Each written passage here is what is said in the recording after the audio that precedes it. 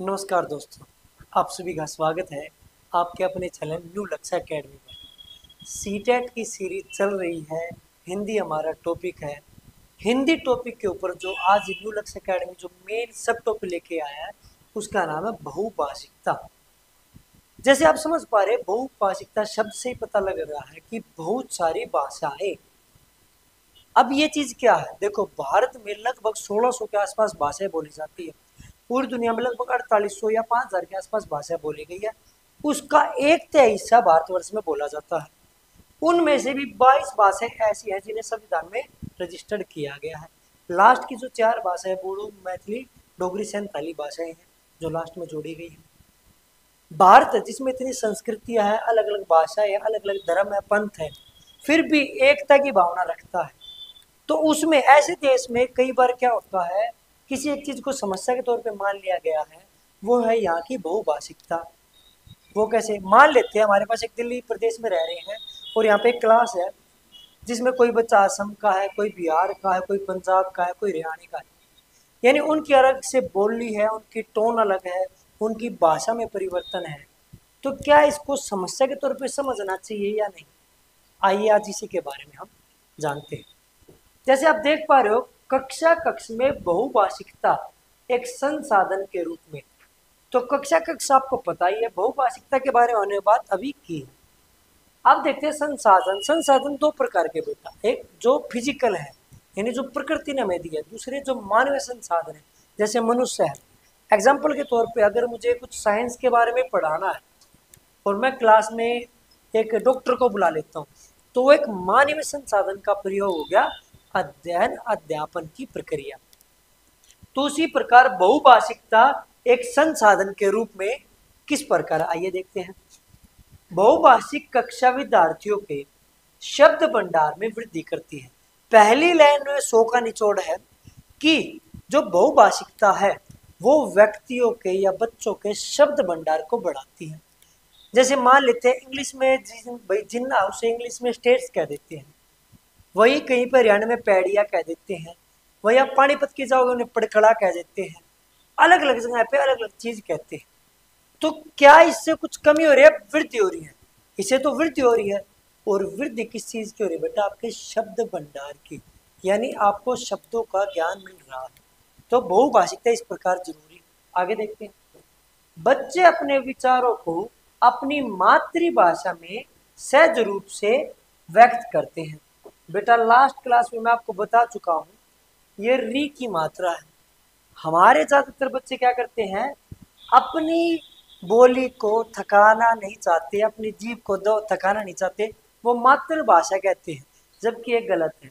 री की मात्रा का सम्मान उतना ही होना चाहिए। तो ये मातृभाषा में सहज रूप से व्यक्त करते हैं। कोई भी मनुष्य हुआ जीवन में, याद रखना, जब भी आप अपनी भावनाओं को उसी रूप में व्यक्त करना चाहोगे तो आप अपनी मातृभाषा के अलावा उसको व्यक्त कर ही नहीं सकते। यानी जो आपके एक्चुअल इमोशंस है, अगर उस इमोशंस का उसी तरह से आप उसका व्याख्यान करना चाहते हो तो इसका एकमात्र जो जरिया वो आपकी मातृभाषा ही रहेगी। उसी के बारे में बताया गया। आइए आगे देखते हैं। जिससे उनके मौखिक कौशल का विकास होता है। अपनी भावनाओं को अच्छे से व्यक्त कर पाना वही भाषा है और वही उनका मौखिक कौशल है। बहुभाषिकता का गुण बच्चों में रचनात्मकता का विकास करने में सहायक होता है।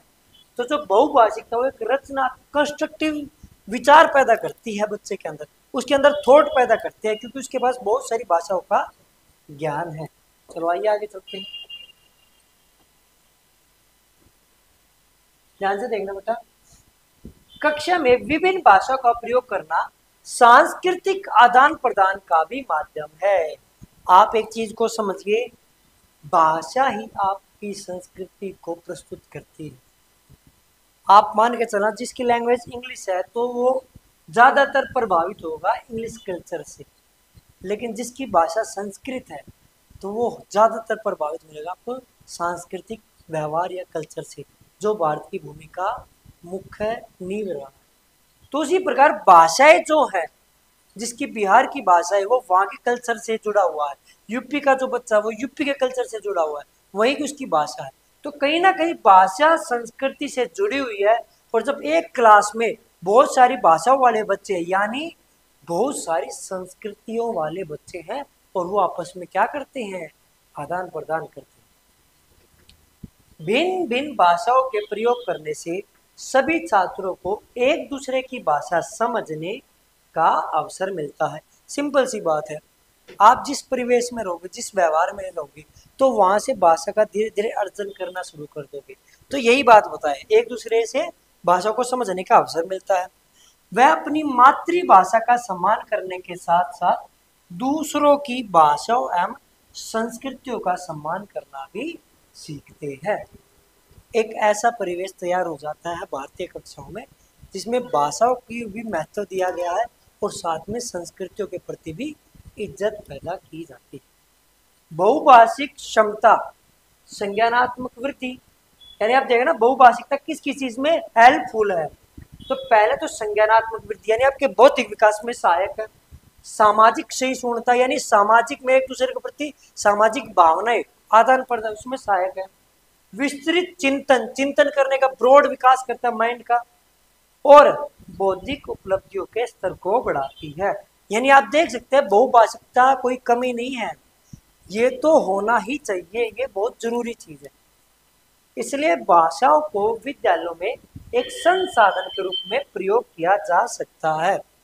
मान लेते हैं मुझे अब ईवीएस का कोई टॉपिक पढ़ाना है, लद्दाख वाला पढ़ाना है, और मेरे पास क्लास में कोई बच्चा लद्दाख का ही हो, तो मेरा जो कहते हैं ना एक टीचर का जो दायित्व होता है, वो 55% वही पूरा हो जाएगा जब मुझे वहां का कोई बच्चा मिल जाएगा।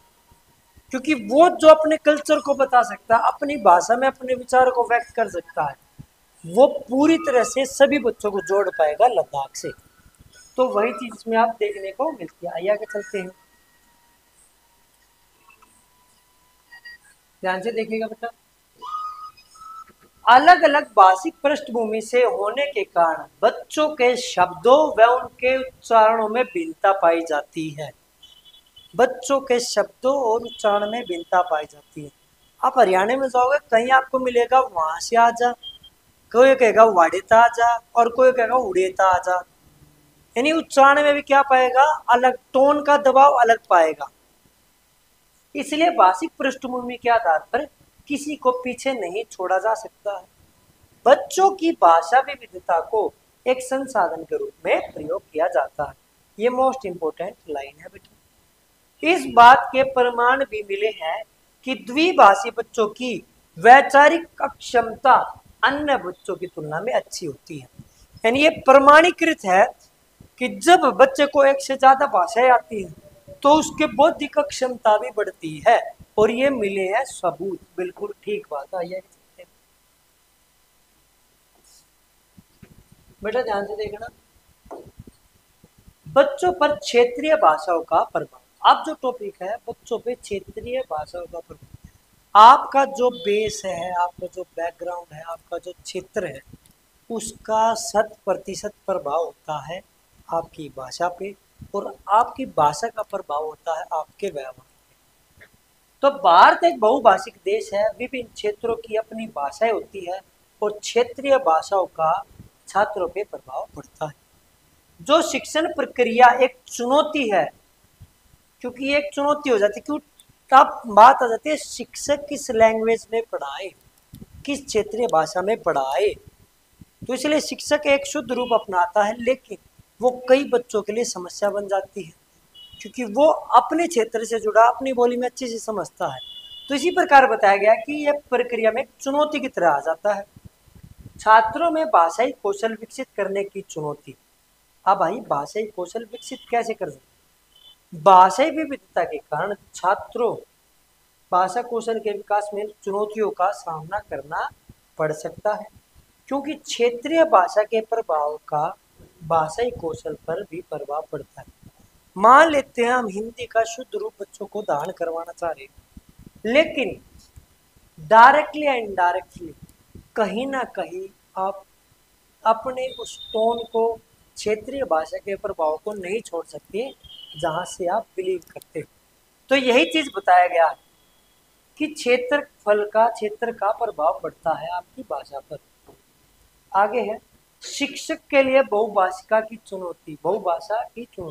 अब टीचर्स के लिए कैसे चुनौती है, ध्यान से देखना। यदि किसी शिक्षक को अपने क्षेत्र से दूर किसी अन्य क्षेत्र में पढ़ाने के लिए कहा जाता है, जहां वह एक शिक्षक वह भाषा नहीं जानता जो उस क्षेत्र में बोली जाती है, तो वहां शिक्षक द्वारा बच्चों को पढ़ाना एक चुनौती होता है।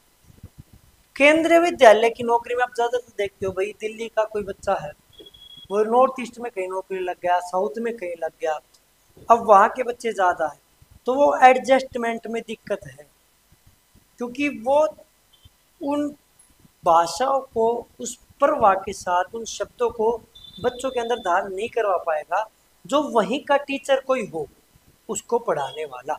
तो ये छोटी छोटी कुछ समस्याएं हैं। भाषा के प्रति बच्चों की रुचि और योग्यता का अभाव। भाषा शिक्षण की समस्याएं वह समस्या है कि छात्रों में भाषा के प्रति रुचि और प्रवृत्ति का कमी होती है, जिससे भाषा शिक्षण का कार्य अधिक चुनौतीपूर्ण होता है। आप सुनते होंगे अपने आसपास में कि बचपन से ही माँ पिताजी कहते हैं बेटा मैथ सीख ले, साइंस सीख ले, जीएस सीख ले, लेकिन ऐसे बहुत है कहते बेटा हिंदी सीख ले। जो हिंदी बैकग्राउंड के है उनसे बहुत कम कहा जाता है कि बेटा तू हिंदी सीख ले। Hello hello hello. लेकिन वही आप देखते होंगे कि बच्चों को ज्यादा फोर्स किया जाता है दूसरे सब्जेक्ट को सीखने में, तो इसलिए भाषा के सामने ये चुनौती भी आ जाती है, क्योंकि बच्चों को मोटिवेट ही नहीं किया जाता, पुनर्बलन ही नहीं दिया जाता हिंदी या कोई भी भाषा सीखने के लिए। आइए आगे देखते हैं, ध्यान से देखिएगा बेटा। अधिक भीड़ भाड़ वाली कक्षाएं, अधिक भीड़ भाड़ वाली कक्षाएं, अधिक भीड़ भाड़ वाली कक्षाएं आमतौर पर शिक्षक की भाषा को प्रभावी ढंग से पढ़ाने की अक्षमता को कम कर देती है। यानी जिस क्लास में बहुत सारे बच्चे हैं, मान लेते हैं मेरी क्लास में 80 बच्चे हैं, तो शायद मैं अपनी भाषा को या मैं उनको अच्छे से पढ़ाने में अपने आप को असमर्थ पाऊंगा, क्योंकि उसमें भीड़ ज्यादा है और शिक्षार्थियों के भाषा शिक्षण को प्रभावित करती है। लैंग्वेज भी इतने अच्छे तरीके से बच्चे अर्जन नहीं कर पाएंगे। अध्ययन सामग्री की कमी।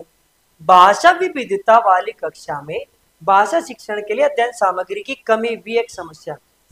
अब देखो, आप देखते हो कि साइंस के लिए लेबोरेटरी बना दी जाती है, ज्योग्राफी के लिए बना दी जाती है, फिजिक्स की है, केमिस्ट्री की है, मैथ्स की है, लेकिन जो भाषा की जो लेबोरेटरी है वो पहली बात तो बहुत कम कहीं बनाई जाती है, कहीं बनी भी होगी तो उसमें वो संसाधन नहीं मिलेंगे जो बच्चों की सच में हेल्प कर सके किसी भाषा को अच्छे से सीखने में या उसका एक्वायर करने में।